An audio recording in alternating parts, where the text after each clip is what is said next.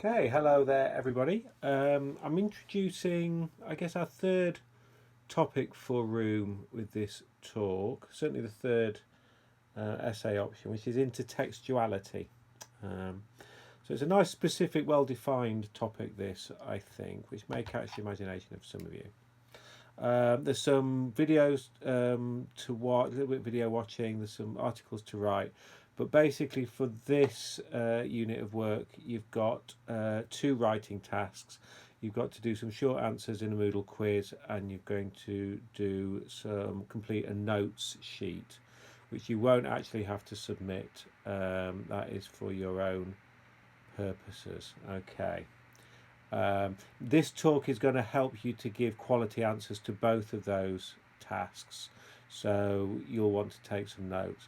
I'm going to be, as I'm talking through this, I'm going to be reading the Word document, which is actually on Moodle, which is called Notes on Intertextuality.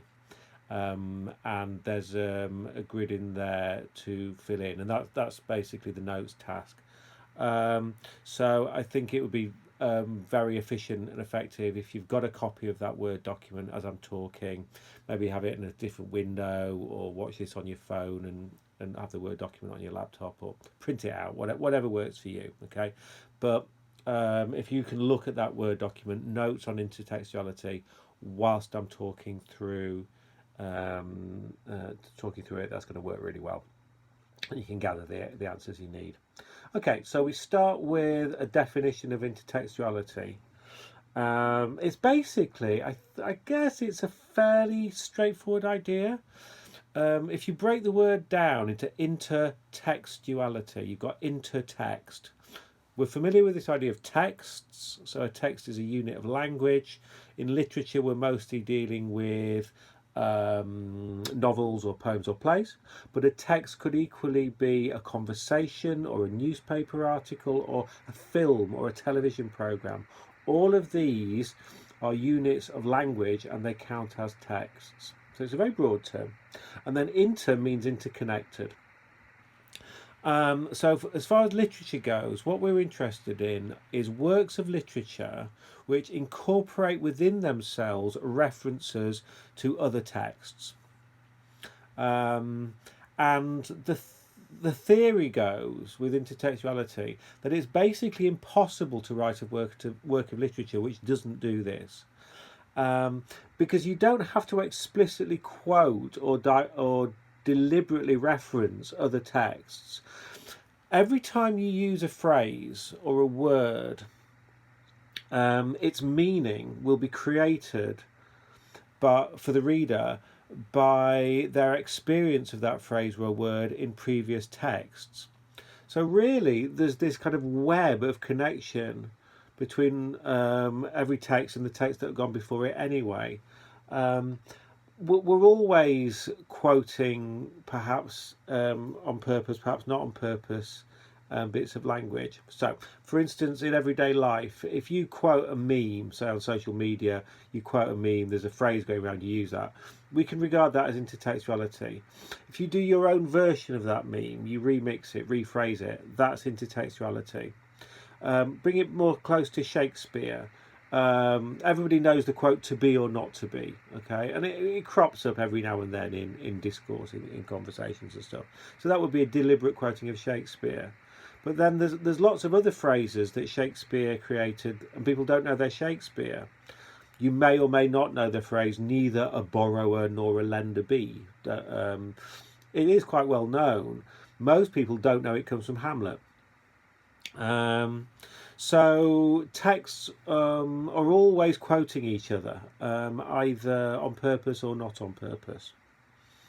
Now, when it comes to Room, I think Donahue's doing it extremely deliberately. She's doing it extremely frequently, and it's a worthwhile topic for a coursework essay should you decide that you're interested in this topic. So before we move into Room, I thought let's just summarise some of the effects and significances that intertextuality might have in a work of literature. We've got this idea of weaving connections between texts.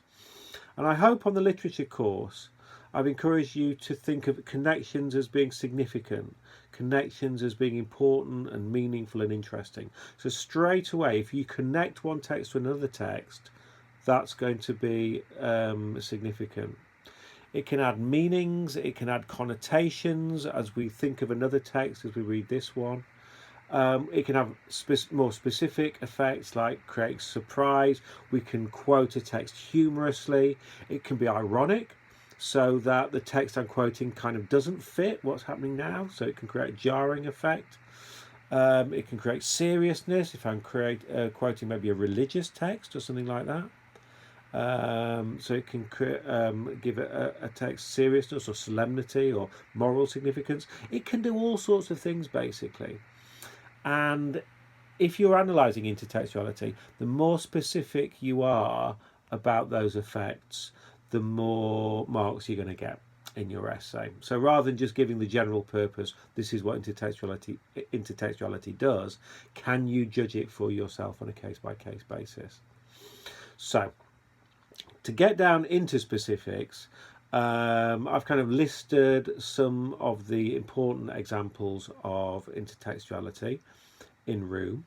If we start with one that we've looked at already, which is the way that Donahue is interested in media language, the language of television journalism, the language of newspaper journalism. This is intertextuality. So she creates a kind of a version of a tabloid newspaper article about Jack. This is the Bonsai Boy article. This is a classic version of intertextuality.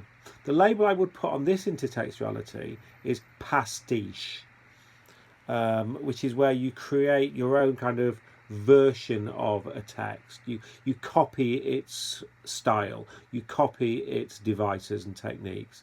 And she's doing this for satirical effect here, really. She's using it to criticise the way that the media works.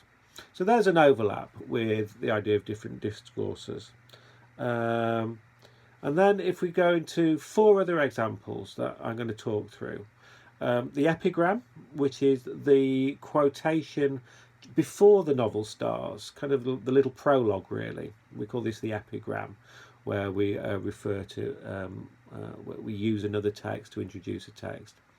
I want to talk about Dora the Explorer, which is a reference to children's TV, and Ma and Jack's Library. And then I want to take one book out of Ma and Jack's Library, which for Donahue is centrally important, and that's Alice in Wonderland.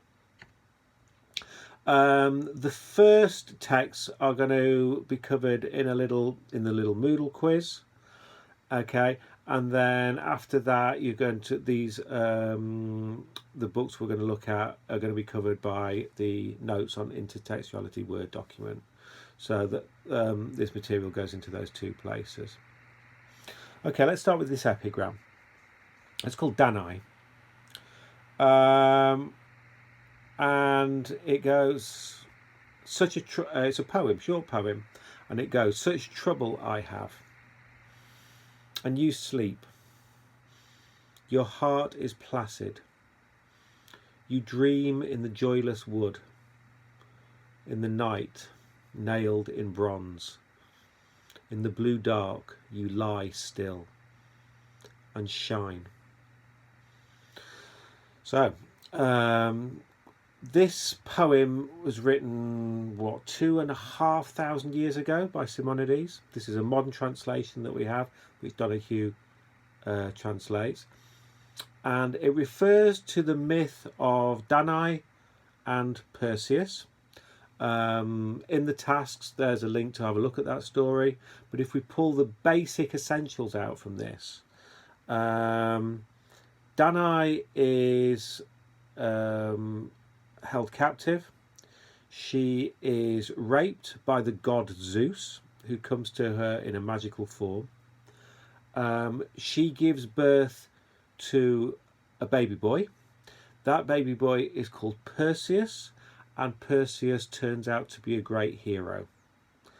So, straight away, I think there are obvious parallels between this story from Greek myth 2,500 years ago and the story that Donahue has written here. So she begins not with Alice in Wonderland, not with Dora and Explorer, but the roots of literature and this archaic classical literature, which implies that this story is not just an entertainment, it is dealing with universal, timeless, and classic themes. What those themes are, think about yourself in terms of the parallels between this story, Room, and the story of Danae and Perseus. And in the quiz questions, I'd also like you to reflect on the tone of that poem. What word describes the feeling that's created? I've listed some choices for you: serious, poetic, contemplative, melancholy, beautiful, dignified. You're going to choose some words from those that you think fit well. So, Donahue kind of starts deep, doesn't she? She starts serious with this intertextuality. And then one thing that's impressive about this intertextuality for me is the range of it. She's not just dealing with high culture or low culture, she's dealing with all of culture. So you go from Greek myth to Dora the Explorer, which is kids' cartoon show. Okay. And I'm going to ask you to draw some parallels between Jack and Dora the Explorer again in the quiz. Okay, and again you've got a word selection task. So,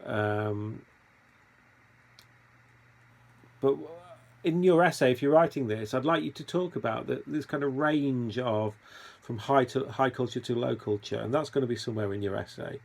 So in your essay, it's not just dealing with each individual textual reference, it's what does it package up to? What's the overall effect of this intertextuality?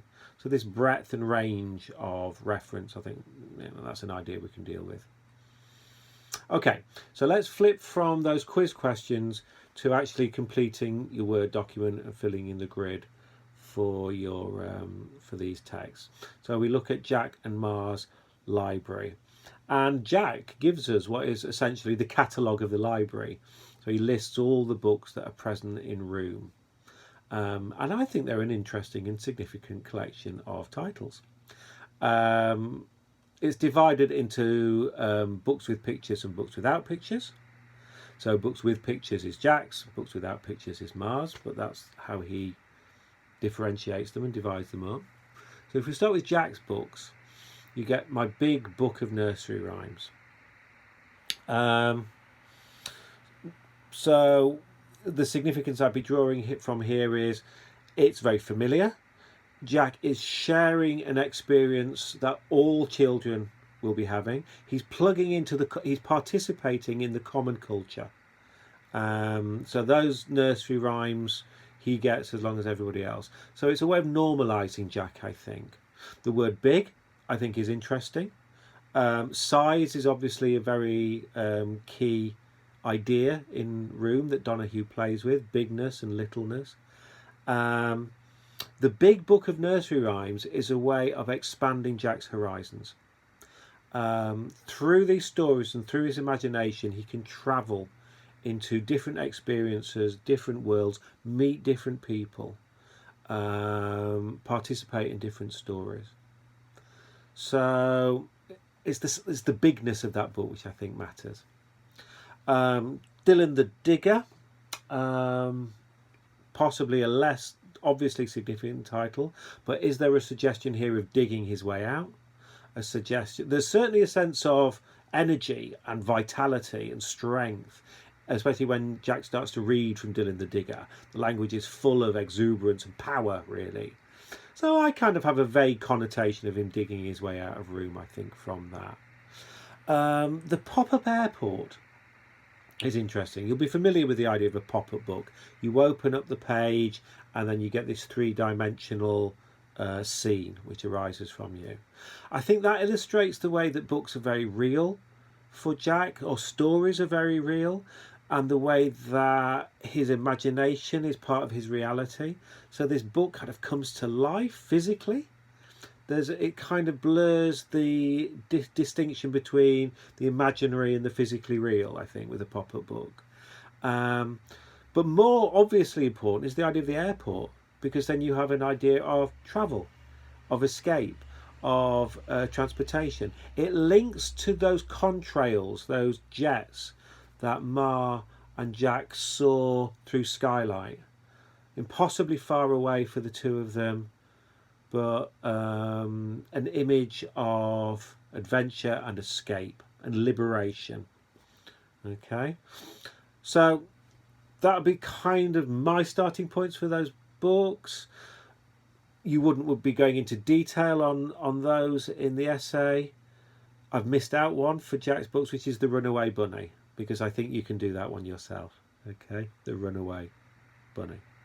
How does that parallel Jack's experience? So let's have a look at Ma's books. She's got The Shack, Twilight, The Guardian, Da Vinci Code, Bittersweet Love. Some of these books I recognise, some of them I don't. The Shack I recognise. The Shack was a smash popular hit in paperback in America a couple of years before Room was written. Odd book, I think.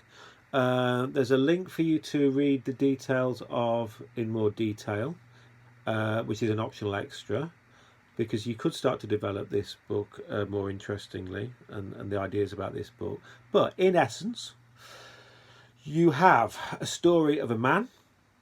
His child is abducted. This is all in Shack. His child is abducted. In Shack, the child is killed. And the parent, the father in this case, is profoundly depressed. He ends up in the Shack. The Shack is the place where his child was murdered. And he enters into a conversation with God, basically, or this character who is an allegory for God. And most of the book is a conversation. So we can see obvious parallels here. Ideas of abduction of the child, or rather abduction, crimes against a child, despair and grief, but then an idea of emerging from that despair and grief through hope and through love, really. Now, religion is a topic that bubbles under in Room from time to time. Ma brings up Jack to say his prayers. They talk about the sun as like the face of God. This is a kind of subtle intertextuality, linking Room to those religious texts, to the Bible, etc. So it's not one that I pursue particularly, but you may, in your essay, want to explore that. And if you do, you'll want to look at Shack. Now, I think Twilight, very familiar to us from the films. A story of the vampire, of a predatory evil, and a Twilight world, really, which I think parallels the Twilight world where Jack and Ma live. This limbo, which kind of almost reminds me of La Belle Dame sans Merci, that they're trapped in this eternal present, in a twilight world, alone and palely loitering. Anyway, that's a bit of intertextuality that Donahue didn't probably make. The Guardian, Da Vinci Code, I'd have less to say about those. The Guardian, I don't know if it's made up, but we can see perhaps Old Nick as a kind of an ironic, evil guardian. A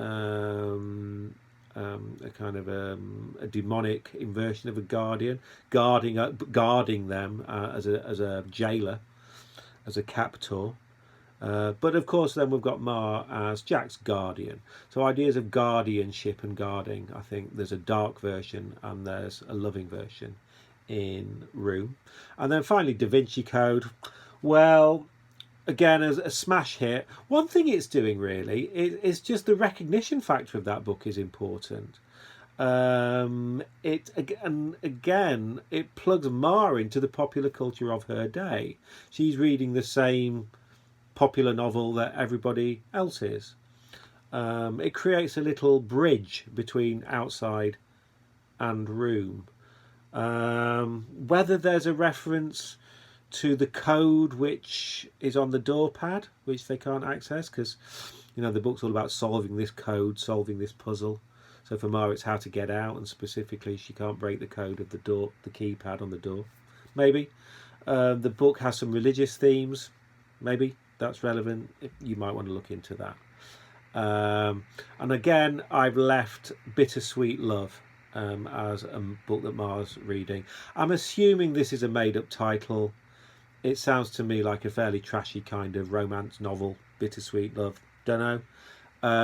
But I'll let you sort of disentangle that title, Bittersweet Love, and think about how that references things in Room. So how is Ma using that to point out things? How is Donahue using that to point out elements or relationships or feelings that occur in Room? So those were the main books, and then they got another one, and the other one is Alice in Wonderland. And if I was going to pick out one core text for an intertextuality essay, it would be Alice in Wonderland. Why? Because it keeps cropping up. There's reference after reference after reference after reference. So it's kind of threaded through the whole book, these references to Alice in Wonderland. So I've got a few tasks for you on Alice, because it's an important text, really, Alice in Wonderland in English literature. It's probably the work of children's fiction that has been taken seriously the most by literary critics and by English literature. So it's kind of an important book, really, for you to have some awareness generally. A nice thing you can do is do a text search on the word Alice through Room. You might well have got a Kindle version. You should be able to do a search on that for Word. If you don't know how to, find out. There's a text version on Moodle. So if you opened up the text file of Room, you just open it up and do Control F, and then you can go Control F for find, and then type in Alice, and you can immediately hit all the different references to Alice in Wonderland. And you'll notice how many there are. So if you're doing the intertextuality essay, Alice needs to be kind of a major section, really. So I'm not going to go through it example by example, because I think that would end up writing your essay for you. But I've tried to pull together maybe some overall starting points in terms of what might these references deliver in a more general way.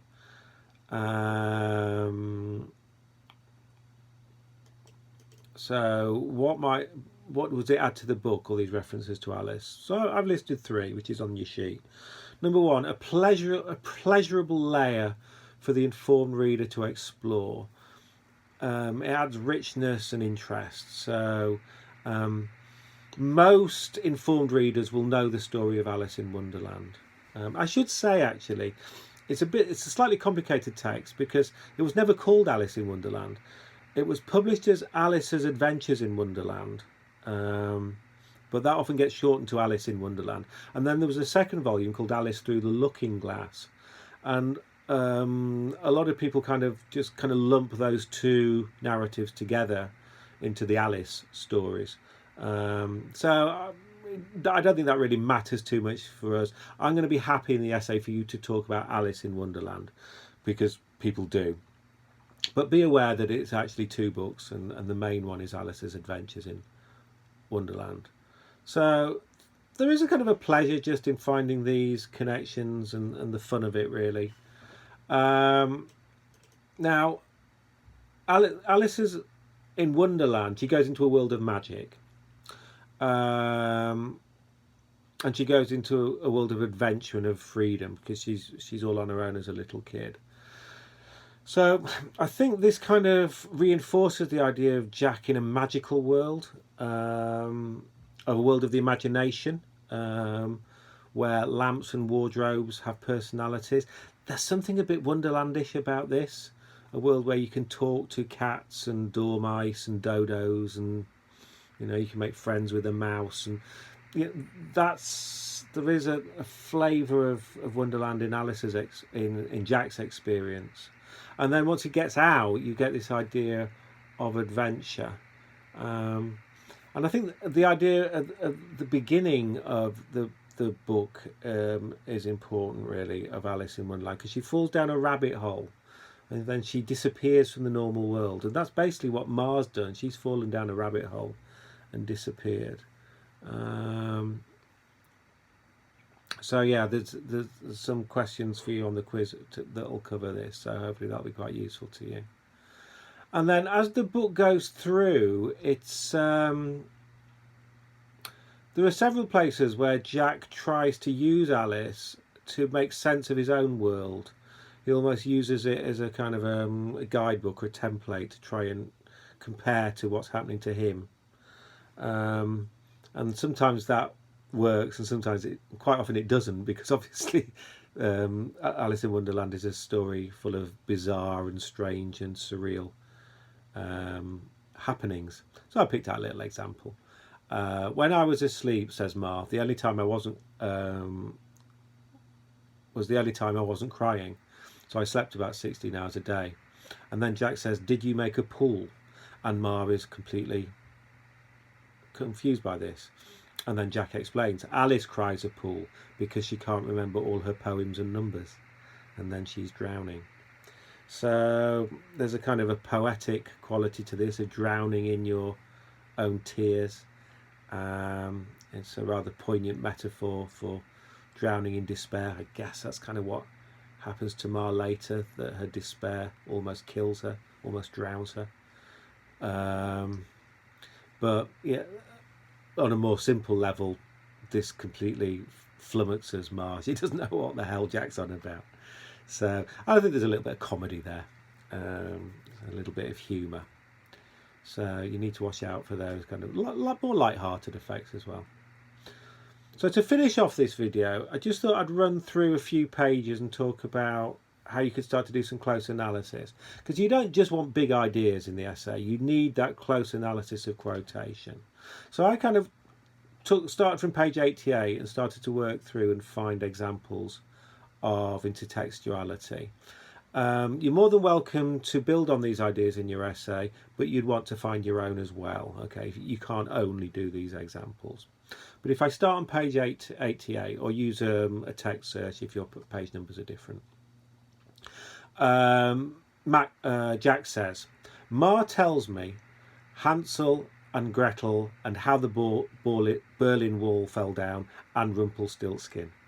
You've got 3 texts, 2 of them children's fairy tales, and then you've got how the Berlin Wall fell down, which is a reference to recent political history. What's fun for me here, I think, is the way that Jack makes no distinction between a world of imagination and fantasy and the world of reality. Because, of course, for Jack, there is no difference, because for him, the real world outside of Room is just a thing on TV. He thinks the whole thing is imagined. And this is a fun way in which Donahue reminds us and makes that point for us. So these seem like very different stories to us, but for Jack, they're all just stories. If we skip forward to page 128, another reference to classical mythology. I play Icarus with wings melting. Icarus tried to make an escape. Icarus died in the attempt. You should look up Icarus and find out how that's relevant to Jack. And actually, there's a difference here between what happens in the intertextuality reference and what happens in Room. Next page, 129. I get down all my books from shelf and read them. I read some Alice instead. I skip the Scary Duchess. This is books as escapism. This is books as comfort. So if we're thinking about the significance of this intertextuality, these books are hugely important to Jack. They are his friends. Dora the Explorer, he has a very close emotional relationship with. So stories and narratives themselves are a place of refuge and comfort and happiness for Jack, and as they are for many of us, I think. Page 130. we go again to popular culture. They're brainstorming ways in which they could escape. Jack says, blow up door. Ma says, with what? And then Jack says, the cat did it on Tom and Jerry on the cartoon. And Ma says, it's great that you're brainstorming, but we need an idea that'll actually work. Again, we've got comedy. Jack makes no distinction between the world of Tom and Jerry and the world of reality. Again, you've got this merging of fantasy and reality, fact and fiction. The intertextuality delivers that very effectively, I think. Page 134. I'll be talking to you in your head every minute, I promise, Ma says. And she's reassuring and comforting Jack about their escape. Remember when Alice was falling down, down, down? She was talking to Dinah, her cat, the whole time. So this is Alice falling down the rabbit hole. So now that was the kind of, Ma fell down the rabbit hole to disappear into this kind of crazy fantasy world, this unreal world of room. But now she's using it as a way to imagine escaping this scary, challenging, worrying experience, this traumatic journey that Jack's got to go through. And then finally, on page 136, we've got another reference to Dora the Explorer. Look, it's like on Dora, when she gets to one place and then a second place and then a third place. So Ma's trying to explain to Jack how the escape is going to work. And it's a problem for her. How do you get a 5-year-old to understand a logical sequence? And what she uses is story. She uses narrative. And she uses Dora here to try and help Jack understand how you have to do one thing and then the next and then the next and then the next. This is not natural thinking for a 5-year-old who is impulsive and spontaneous. You need to get this sequence in the right order. So what Ma gives Jack essentially is a plot synopsis. For us, it's truck, hospital, police. Or actually, maybe it's 5 steps actually. Sick, truck, hospital, police, save Ma. This is a plot synopsis. So Ma's writing the story so Jack can embed this story in his head, and this will be a major tool for their salvation. So I think it's an interesting way in which narratives and stories can be very practical, powerful things, which enable them to survive, escape, move on.